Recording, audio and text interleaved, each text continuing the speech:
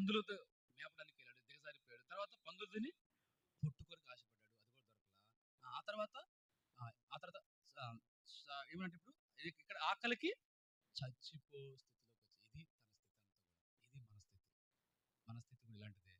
ఇలాంటి స్థితిలో ఉంటే తండ్రి ఏం చేశాడు తెలుసా? ఇప్పుడు 20వ వచనం చూడండి. అప్పుడు ఒక మాట ఉంది ఏంటంటే, బుద్ధి వచ్చినప్పుడు అయ్యో నా తండ్రి ఏంట సమృద్ధిగా ఆహారం ఒక మాట చెబుదాం అనుకున్నాడు. బుద్ధి వచ్చింది ఇప్పుడు. చెప్పండి ఏం వచ్చిందంటే ఆయనకి బుద్ధి వచ్చింది. కానీ ఒకప్పుడు ఇక్కడ గమనించండి, మనకు బుద్ధి రాలేదు. మనకు బుద్ధి లేకపోయినా మనం ప్రేమించాడు. అది మీకు తర్వాత అర్థమైంది. ఎందుకో తెలుసా? బుద్ధి వచ్చడం వల్ల ఏం చేశాడు తెలుసా? ఇప్పుడు ఎక్కడికి వెళ్దాం అనుకున్నాడు? పశ్చాత్తాపం, రిపెంటెన్స్, మారు మనసు కలిగింది.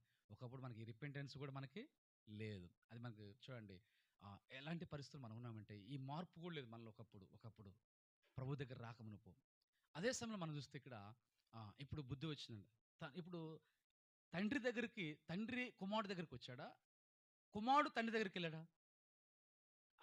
చూడండి, ఇక్కడ ఇంక చెప్పాలంటే ఈ కుమారుడు కంటే మనం ఘోరమైన పాపులు. మీకు అర్థం కావాలి. కుమారుడికి బుద్ధి వచ్చింది, తండ్రి దగ్గర రాకముందే వచ్చింది. మనం దేవుని దగ్గర రాకముందు బుద్ధి వచ్చిందా? వచ్చిన తర్వాతే రావడం కష్టమవుతుంది. వచ్చిన తర్వాతే ఆయన ఇస్తాడు మనకు బుద్ధి, మంచి బుద్ధిని. దేవుని దగ్గర రాకుండా బుద్ధి వస్తుందన్న మనకి రాదు కదా. ఇప్పుడు ఈ ఈ కుమారుడు కంటే మనకు ఘోరం. అదే అర్థం చేసుకోండి, జాగ్రత్తగా వింటే మనకు అర్థమైంది.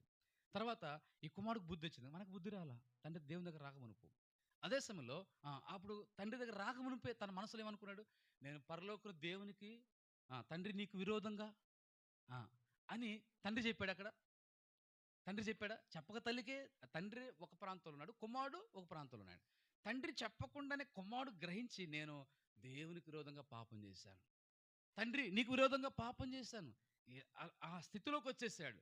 మన స్థితి ఎలాంటిదంటే, ఒకప్పుడు నేనేం పాపం చేశానండి. కొంతమంది సువార్త చెబుతుంటే మేమేం పాపం చేయలేదండి, మేము పాపం కాదండి అంటుంటారు. అంటే ఏంటి? మేమేం పాపము చేయలేదు, మేము దొంగతనం చేయలేదండి, మేము వ్యభిచారం చేయలేదు, బ్యాంక్ ఏం దోపిడీ చేయలేము, మేము ఎవరిని చంపాలా అంటారు. కానీ మనుషులందరూ ఎవరంట? పాపులే. చూడండి, అంటే మనం ఎంత పాపులో చూడండి. అంటే పాపులం అయ్యుండి కూడా కాదని చెప్పి ఇంకా పాపులం మనం. యోహాను పత్రికలో ఏముంది? పాపం చేయలేదని చెప్పుకుంటే తను తాను అబద్ధికుడు, దేవుని అబద్ధికుని చేస్తున్నాడు, తను మోసం చేసుకుంటున్నాడు. ఇంకా పాపం లేదని చెప్పడం ఏంటంటే, పాపం చేసిన వ్యక్తి ఇంకొంచెం ఎక్కువ పాపం చేయటం. అర్థమైందా దీనమక్క?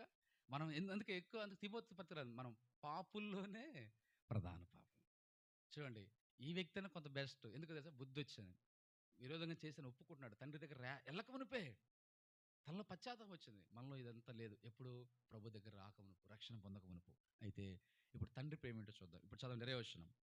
ఇలాగా తండ్రి యొద్దకు బయలుదేరాడు కుమారుడు. ఇప్పుడు తండ్రి ఏం చేశాడు? 20వ వచనం. దూరముగా ఉన్నప్పుడు ఇక్కడ నుంచి తండ్రి ప్రేమ అర్థమవుతుంది. ఇక్కడ నుంచి దేవుని ప్రేమ మనం జ్ఞాపకం చేస్తాం. ఇంకా చెప్పాలంటే ఈ తండ్రి కంటే కూడా పరలోకపు తండ్రి ఎన్నో రెట్లు ఎక్కువ ప్రేమ గలవాడు. మీరు జాగ్రత్తగా గమనిస్తే ఈ వాక్యం అర్థమైతే అప్పుడు మీరు ఒప్పుకుంటారు. ఇక్కడ ఈ ఉపమానం రాయబడ్డ తండ్రి కంటే మన పరలోకపు తండ్రి ఎన్నో రెట్లు ప్రేమ గలవాడు. ఎట్లాగో చూద్దామంటే చూడండి, ఈ తండ్రి అక్కడే ఉండి ఎదురు చూస్తున్నాడు. కాబట్టి కొంచెం దూరంగా ఉన్నప్పుడు అయ్యో నా కుమారుడు వస్తానని పరుగులు తీశాడు, మెడ మీద పడి ముద్దు పెట్టుకున్నాడు. అది ప్రేమ గుర్తు. పరుగు తీయటం, చూసి కనికరపడడం. అయితే మనము ప్రభు దగ్గర రాకపోయినా, మనం దూరంగా ఉన్నా చూడండి, ఇక్కడ తండ్రి అక్కడే ఉన్నాడు, కుమారుడే వచ్చాడు. కానీ ఇక్కడ మాత్రం ఏంటంటే, మనం భూమి మీద పాప స్థితిలో ఉంటే, అపవిత్రమైన ఈ భయంకరమైన స్థితిలో మనం ఇలాంటి స్థితిలో దూరమై ఉంటే, యేసుక్రీస్తే తండ్రి ప్రేమ ఏంటంటే, యేసుక్రీస్తే మన దగ్గరకు వచ్చాడు. అది వ్యత్యాసం చూసి అర్థమైందా? అక్కడేమో కుమారుడు తండ్రి దగ్గరికి వచ్చాడు, ఇక్కడేమో దేవుడే మన దగ్గరకు వచ్చాడు. ఎంత ప్రత్యేకం చూడండి, ఎంత గొప్ప ప్రేమ ఇంకా కదా. ఇప్పుడు దూరంగా వచ్చిన వాళ్ళని ప్రేమించడం గొప్ప ప్రేమ, లేకపోతే వాళ్ళే దగ్గరికి వెళ్ళి ప్రేమించడం గొప్ప ప్రేమ? ఏది గొప్ప ప్రేమ? దగ్గరికి వెళ్ళి ప్రేమించడం. అది యేసు ప్రభు చేశాడు పని. అందుకే తండ్రి ఏం చేశాడంటే, పరలోకం కుమారుని పంపినాడు ప్రేమతో. యేసుక్రీస్తు వారు అక్కడే ఉండలా, మనం అక్కడే ఉండలేదు కానీ, ఆయన అక్కడే ఉండలేదు కానీ భూమి మీదకు యోహాను 1:14 ఆయన మన మధ్యకు వచ్చినాడు. అది ప్రేమ. మన మధ్యకు వచ్చాడు, మన దగ్గరకు వచ్చాడు. ప్రభు భూమి మీద పాపులు మన దగ్గరకు వచ్చాడు. కుమారుడు అయితే తాను తండ్రి దగ్గరికి వచ్చాడు, కానీ దేవుడైతే మన దగ్గరకు పాప స్థితిలో ఉన్న తప్పిపోయిన కుమారుడు లాంటి స్థితిలో మన దగ్గరకు దేవుడు ప్రభు వచ్చాడు. చూడు, ఇప్పుడు చూసి కనికరపడినాడు. చెప్పండి, నెంబర్ 1 ఏంటంట? చూసి ఏం చేశాడమ్మా? ఒకటి, కనికరపడినాడు. యేసు ప్రభు వారు కూడా అంతే, ప్రేమించి తండ్రి యెహోవా కనికరం గల దేవుడు, యేసుక్రీస్తు వారు కనికరం గల దేవుడు, కనికరపడ్డాడు మన మీద, మన కనికరం చూపినాడు. ఒకటి తర్వాత చూద్దాం, దాని ఆ భాగంలో చూసి మన ఆరాధనకి వెళ్దాం. తర్వాత 20 కనికరపడి మెడమ ముద్దు పెట్టుకుని, అంటే ప్రేమతో కనికరపడ్డాడు, ప్రేమకు గుర్తు. ఆ తర్వాత మనం చూస్తాం 22వ వచనం చదవండి. 22 తండ్రి ఏం చేస్తున్నాడు, తండ్రి ఎలా ప్రేమిస్తున్నాడు. అయితే తండ్రి ఆ తన దాసులను చూసి, ఇక్కడ ఒక పదం మనం ధ్యానం చేస్తే, ఇప్పుడు చూడండి, తండ్రి ప్రేమించినాడు, ముద్దు పెట్టుకున్నాడు, దూరంగా పరిగెత్తాడు, కనికరపడ్డాడు.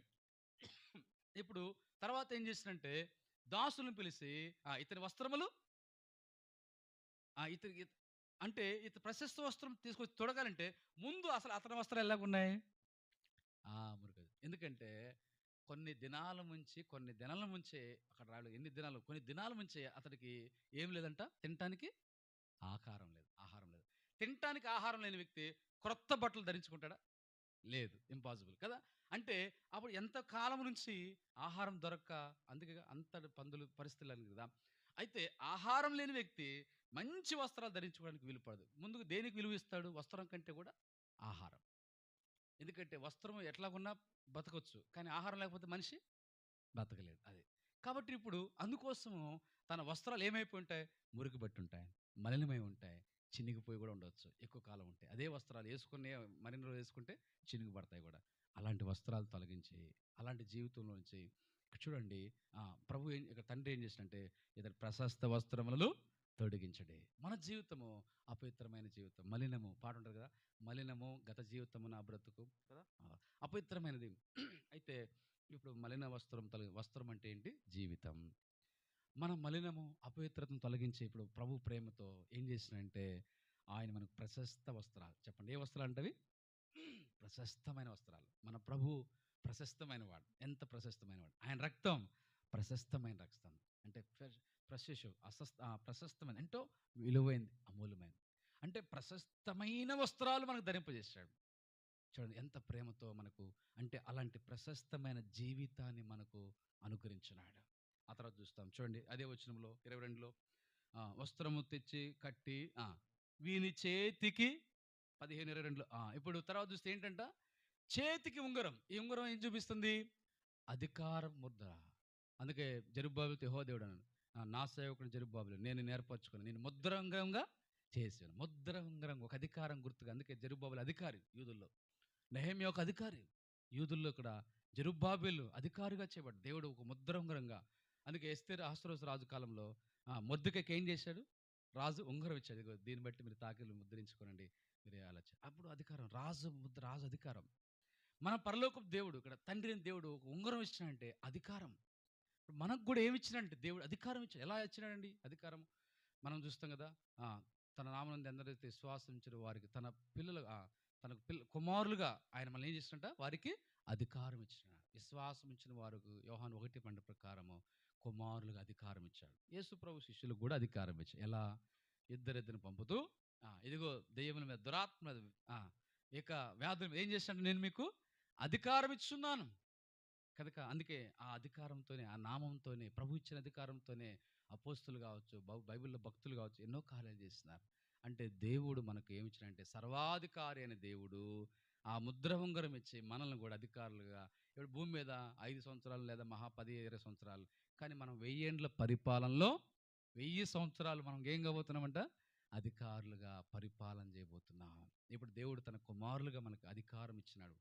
ఉంగరము అధికారం సాధన. చివరిగా మాట చూసి మనం ఆరాధన చేస్తాం. చివరి మాట ఏంటి చెప్పండి? చివరి అక్కడ చేతికి ఉంగరం పెట్టి, తర్వాత పాదములకు ఏంటంట, ఏంటి పాదములకు గజ్జల, ఏంటి కడియాల, పాదాలకి రింగుల కాదు, ఏంటంటే పాదాలకి చెప్పులు కదా, పాదాలకు చెప్పులు. అంటే ఇక్కడ చూడండి, పాదములకు చెప్పులు.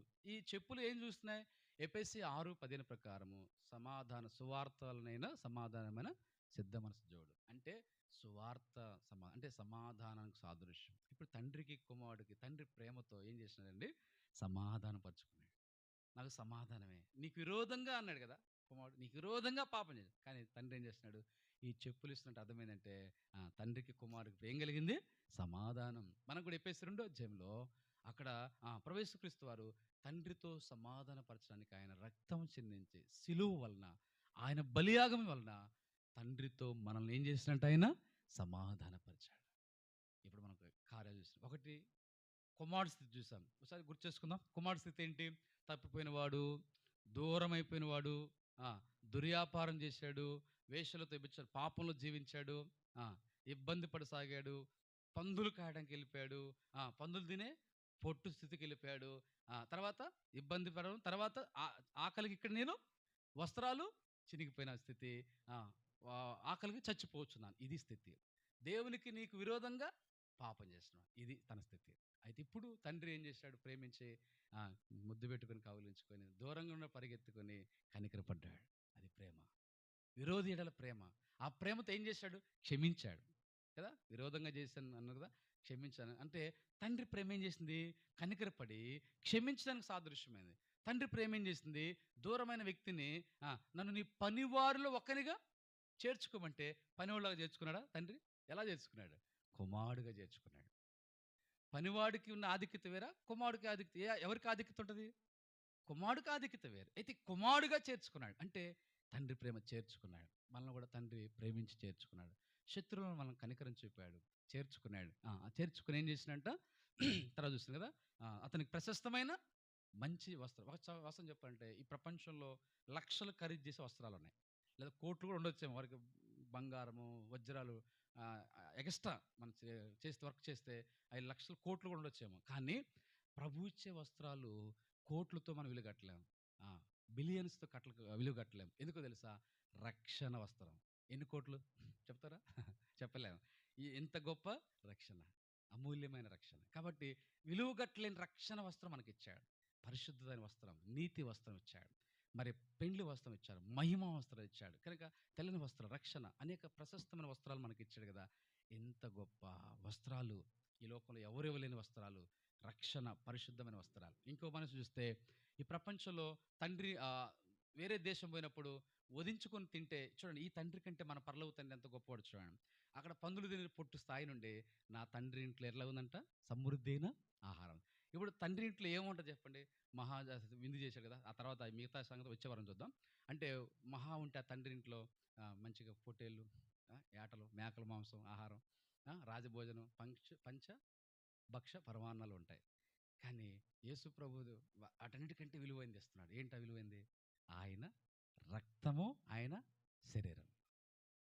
అందుకే ఈ లోకంలో ఈ తండ్రి కంటే కూడా మన పరలోక తండ్రి, అందుకే ఇందా చెప్పాం కదా మొదట్లో, ఇక్కడ కనపడ్డ తండ్రి కంటే పరలోక తండ్రి ఇంకా ఎన్నో రెట్లు గొప్పవాడు. ఎందుకో తెలుసా? అందుకే జాగ్రత్త వినండి. ఎందుకంటే ఈ తండ్రి ఇచ్చిన ప్రశస్త వస్త్రాలు విలువ కట్టవచ్చు, కానీ పరలోక తండ్రి ఇచ్చే వస్త్రాలు విలువ కట్టలేము. ఇక్కడ ఈ తండ్రి పెట్టే ఆహారం, అది మేక మాంసం, ఏట మాంసం, అది 1000, 100 లేదా లక్షలు అయి ఉండొచ్చు. కానీ పరలోకపు తండ్రి ఇచ్చే యేసుక్రీస్తుని రక్తము, మాంసముగా ఆహారం మనకిచ్చాడు. ఈ లోకంలో ఉన్న ఆహారం అన్నిటికంటే గొప్ప ఆహారం ఏంటంటే యేసుక్రీస్తునే జీవాహారం. అన్నిటికంటే గొప్ప ఆహారం ఈ వాక్యమే ఆహారం. ఆయన రక్త మాంసాలకు ఆహారం. మన్నాను తిన్నా చనిపోయారంట. ఈ లోకంలో గొప్ప ఆహారం మన్నా. ఆ మన్నాను మించిన ఆహారము వాక్యం. ఆ మన్నాను మించిన ఆహారం యేసుక్రీస్తు రక్త మాంసాలు. ఇప్పుడు చెప్పండి, ఆ తండ్రి కంటే కూడా ఎన్నో రెట్లు. ఇంకో మాట చెప్పాలంటే, చెప్పిన కదా, తండ్రి వస్తున్న వ్యక్తిని దూరంగా నుంచి ప్రేమించాడు. ఆ తండ్రి దగ్గరకు వస్తే ప్రేమించాడు వస్తున్న వ్యక్తిని. కానీ ప్రభువు మనం వెళ్ళకపోయినా ప్రభువే ప్రేమించి మన దగ్గరికి వచ్చాడు.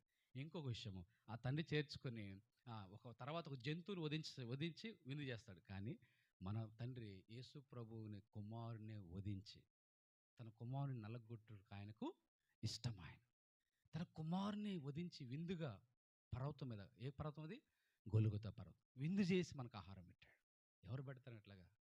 ఆయన ప్రేమ ఎంత గొప్పది చూడండి. ఇంకా మనం చూస్తే అక్కడ తండ్రి చేర్చుకున్నాడు, ప్రేమించాడు. కానీ ఆ కుమారుడు కోసం తన రక్తం కార్చలా, ప్రాణం పెట్టలా. కానీ మన ప్రభు యేసుక్రీస్తు వారు మనం ప్రేమించి తన రక్తం అంతా కార్చాడు. మన ప్రభు మనం ప్రేమించి తన ప్రాణమే అర్పించాడు కదా. ఎంత ప్రేమ చూపాడు. అందుకే ఇక్కడ ఉపమానంలో తండ్రి కంటే కూడా మన పరలోక తండ్రి ఇంకా ఎన్నో రెట్లు ప్రేమ గలవాడు. ఇక్కడ కుమారుడు కుంటే ఆ కుమారుడు స్థితి కంటే మనం ఎంతో ఘోరమైన స్థితిలో మనం ఉన్నాం. అయితే అప్పుడు మనం ఎంతో దేవుడు మనల్ని ప్రేమించాడు. ప్రేమించి మనల్ని ఏం చేసినంట?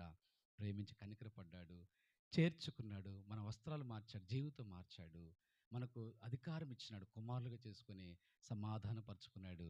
ఆయన బిడ్డలుగా మన ఇంట్లో కుమారులు కుమార్తెలుగా చేసుకున్నాడు. ఎంతగా ప్రేమించాడు. అందుకే యోహాను 1 ప్రకటన 1:6 ఆయన మనలను ప్రేమించుచు తన రక్తం వలన మన పాపం నుంచి మనం విడిపించిన వానికి మహిమయు ప్రభావమును ఎగు కలుగునుగాక అని యోహాను ఆరాధించాడు. ఇప్పుడు మనము ఎంత స్థితిలో ఉన్న మనము తండ్రి ఎంతగా ప్రేమించాడు పరలోక తండ్రి, ఆ ప్రేమించిన ప్రభుని మనము ఆరాధిస్తాం. లేచినప్పుడు దాన్ని ప్రేమ నమ్మకము గల పరలోక తండ్రి తన కుమారుని పంపేను, రక్తము చిందించి మా పాపము కడుగా సిలువపై అర్పించేను, సిలువపై అర్పించేను. సండే స్కూల్ పిల్లలు మొదటిగా మోకరించుదాం. మొదటిగా సండే స్కూల్ పరిచర్యకి వెళ్ళి ఎవరు ఆరాధన చేస్తారు, ఆ తర్వాత ఒకరి తర్వాత ఒకరు ఆ కుమారుడి స్థితి, నీనా మన స్థితి, ఆ తండ్రి ప్రేమ ఎంతగా పరలోక తండ్రి అంతకంటే అధికంగా ప్రేమించాడు. ఆ ప్రేమించిన ప్రభుని ఆత్మతో సత్యముతో హృదయపూర్వకంగా ప్రభుని మనం ఆరాధించి మహిమపరుస్తాం. ఆరాధించండి.